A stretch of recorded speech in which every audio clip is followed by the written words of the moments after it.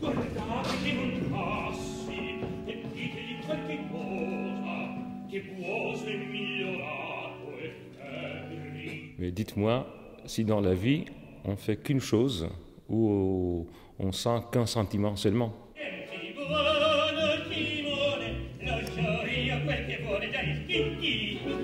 C'est la joie de ce métier, de pouvoir incarner d'abord une tragédie.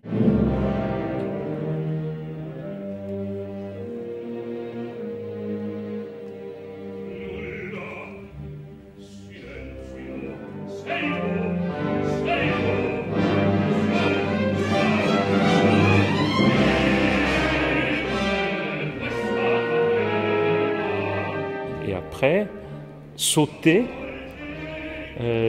à la farce burlesque de Gianni Schicchi.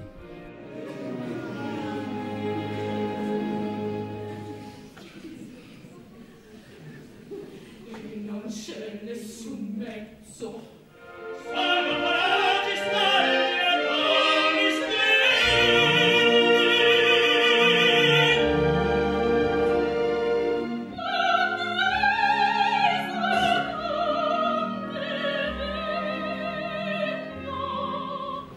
Andato, perché stanno a lacrimare e recitano un bello d'un giullare. Oh, comprendo il dolore di tanta perdita. La mise en scène de Paul-Émile aide, en tout cas certainement, peut-être à montrer au public justement l'émotion pure, parce que c'est en tout cas sur Suor Angelica, le décor voilà, est très très épuré, c'est des jeux de lumière, donc pour ça c'est assez beau, donc on est totalement focalisé juste sur ce qui se passe là et là, donc en ça, voilà, mais on est très à nu, mais c'est ça qui justement est beaucoup plus fort à interpréter, c'est qu'on est seul avec la musique de Puccini qui révèle tout ce qu'il faut. Et puis ses propres sentiments sur le livret.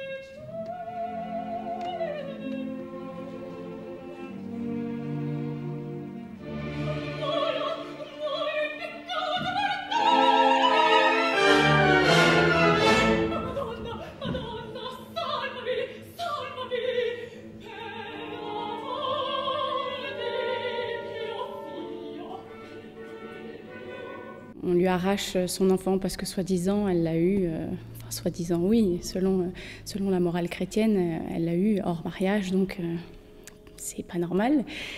Donc on l'a mis de force dans ce couvent et ça fait 7 ans qu'elle attend de revoir son enfant, elle n'a aucune nouvelle. Et quand elle apprend donc la mort de celui-ci, elle apprend en plus que ça fait 2 ans qu'il est mort et que personne n'est venu lui dire. Donc je pense qu'en plus elle se réfugie vraiment dans la foi et elle prie la Vierge Marie plusieurs fois par jour, je pense des centaines de fois.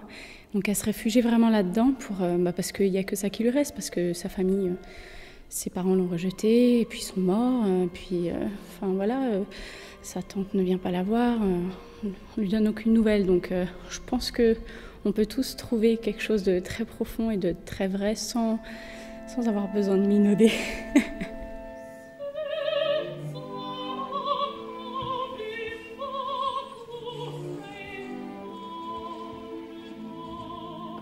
Ce triptyque de Puccini, c'est effectivement 3 pièces d'1 heure à peu près chacune, et c'est un exercice de style pour un metteur en scène. C'est-à-dire que Puccini met dans ces 3 ouvrages des facettes complètement différentes de sa personnalité de compositeur.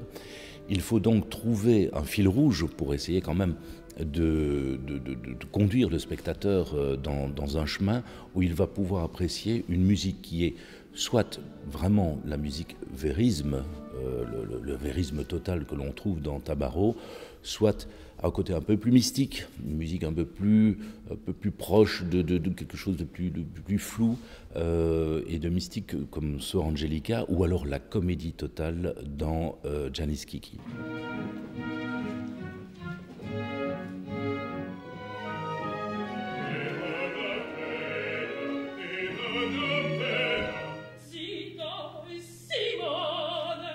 C'est vrai que Janis Kiki ressemble un peu à Falstaff aussi parce que c'est, je crois, la dernière œuvre de Puccini complet. Et on pourrait dire que on arrive à la même conclusion avec Verdi. Quand Verdi dit à Falstaff, finit Falstaff avec tout ton élément de bourla, que tout dans le monde est une farce. Janis Kiki finit l'opéra en parlant, pas en chantant, en parlant et en disant au public que si, après tout ça, après toute cette soirée, vous avez bien diverti, vous vous êtes senti bien, c'est ça l'essentiel, et c'est vous qui vous allez me donner l'atténuante, que c'est aussi le merci, c'est le public, c'est une relation, et je trouve très intéressant que ça finit en parlant et pas en chantant. Se stasera vi siete divertiti, concedetemi voi l'attenuante.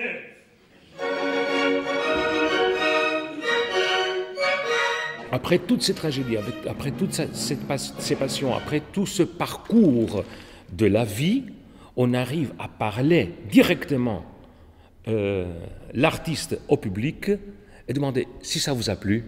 Ça, c'est le plus important pour nous.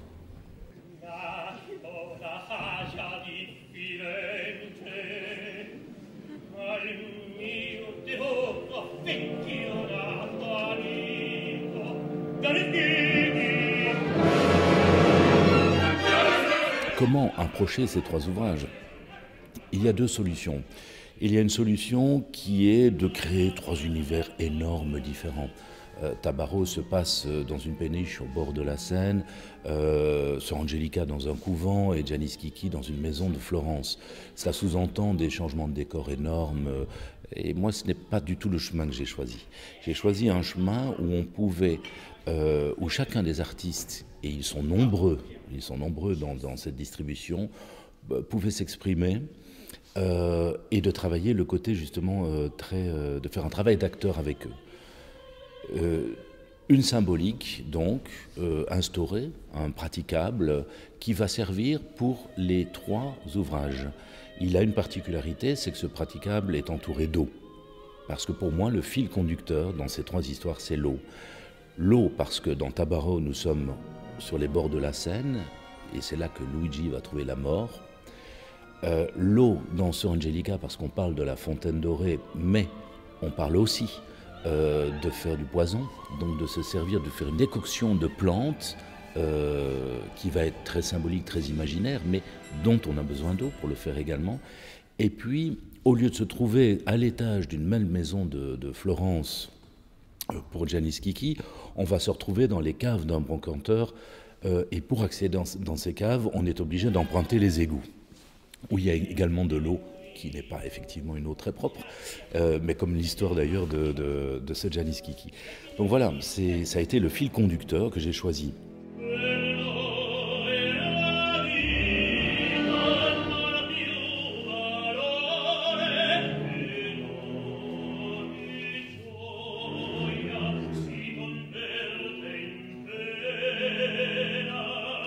Le personnage de Luigi, ce qu'il y a de très intéressant dans ce personnage, c'est que c'est un tout jeune homme qui tombe amoureux de la femme du patron de la péniche. Donc évidemment, ça va lui poser quelques petits soucis.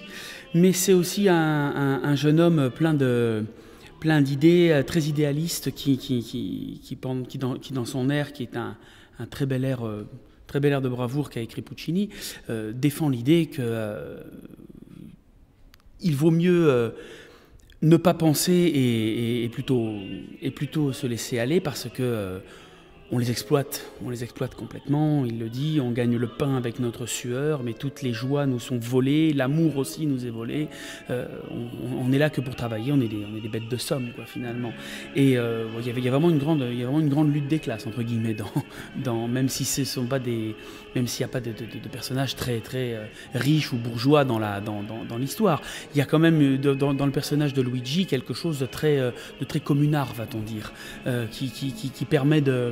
qui permet justement de jouer ce personnage avec beaucoup d'intériorité, beaucoup de colère retenue, et cette colère, il la contient non seulement sur sa condition, mais aussi sur l'amour qu'il a pour Giorgietta, qu'il ne peut évidemment posséder comme il le voudrait, puisque elle est mariée à Michele.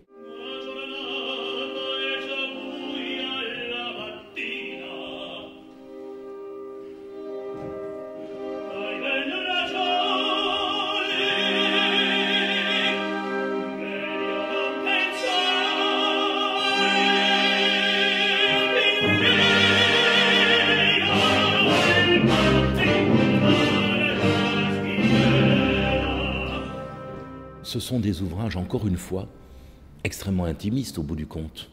Mais à peu près tous les ouvrages de Puccini le sont. C'est assez amusant parce qu'on voit toujours ça comme étant quelque chose de grands opéras avec cœur, mais pas du tout en fait. Ce sont véritablement du cinéma. Moi je pense qu'en fait s'il était né plus tard, il aurait fait du cinéma.